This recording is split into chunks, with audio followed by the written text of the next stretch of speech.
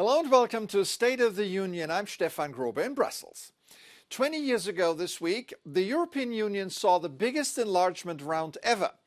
On May the 1st, 2004, 10 states simultaneously joined the bloc, 7 of them from beyond the former Iron Curtain. Some called it the Big Bang. In a rather mute celebration, the European institutions in Brussels, Strasbourg and Luxembourg were lit up for the occasion this week.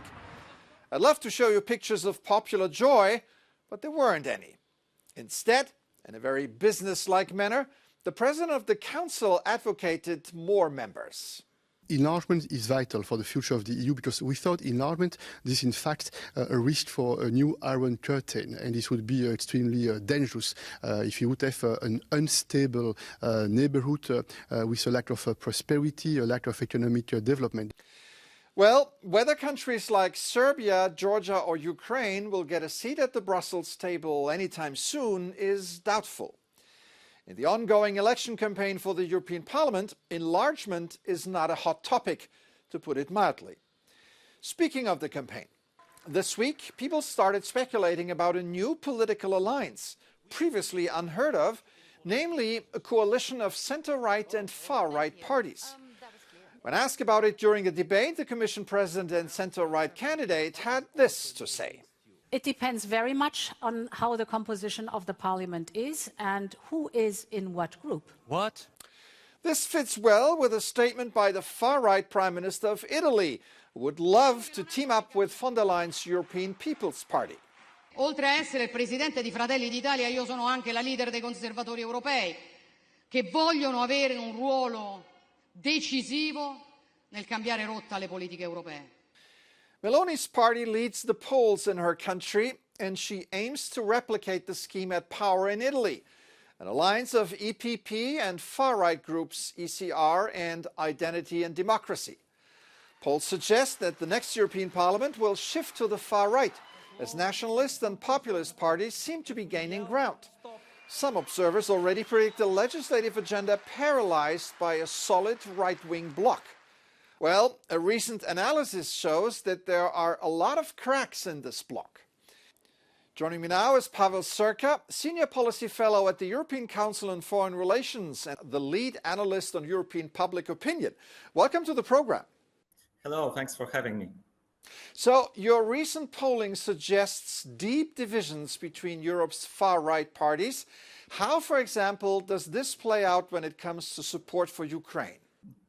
This is one of the areas where the parties of the far right will struggle to agree, not just far right, Eurosceptics as well. So obviously there are some parties like the Alternative for Deutschland or Geert Wilders' party in the Netherlands, who are much more on the side of no longer supporting Ukraine and seeing the European current support as warmongering.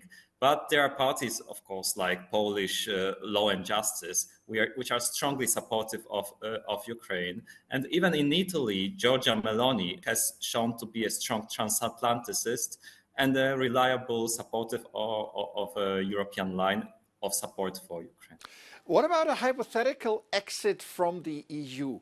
Isn't that a pet project that all nationalist parties are plotting? It's no longer that fashionable in Europe, and many of the far right or anti-European or Eurosceptic parties have chosen right now to focus on repairing Europe from inside rather than leaving the EU. We're just weeks away from election day. What would be a strategy to counter the far right in the election campaign? The problem I see right now is that many of the parties of the far right have the electorates which are strongly mobilized. So their voters believe that these are important elections and they largely want to go and vote. Whereas the electorates of the pro-European side are often quite demobilized, as if people didn't understand what are the stakes of this election. Why should it matter? So my main recommendation for the leaders of pro-European parties is to express quite clearly to their voters why those elections are important. I want to ask you about these voters of far-right parties. You mentioned them. can they actually be swayed? Can they still be swayed?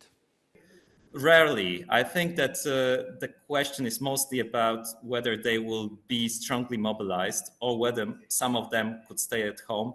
If the pro-European side reminds the voters about various risks that voting for AfD in Germany, Marine Le Pen in France, or Kaczynski in Poland bring, then perhaps some of the people who are currently saying, yes, I would like to vote for those parties, maybe they will think twice.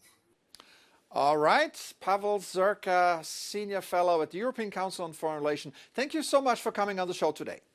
Thanks again. We're now a week away from one of the biggest European events of the year. I'm not talking about an election, but the European Song Contest, hosted by the Swedish city of Malmö.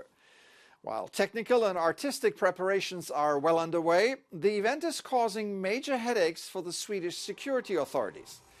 In a 23-page report, most of it classified, law enforcement summarizes serious threats to the competition, like cyber attacks, denial of service attacks, or civil unrest. Authorities are also coping with the fact that Sweden is a prime target for violent Islamist terrorist organizations. In addition, major protests against Israel's participation in the contests are expected. The Swedish police believes they are prepared for all kinds of scenarios. They hope the European Song Contest proceeds smoothly. And I guess they also want Sweden not to win this time, so that someone else can host the event next year. That's it for this edition. I'm Stefan Grobe. Thank you for watching. Have an excellent week.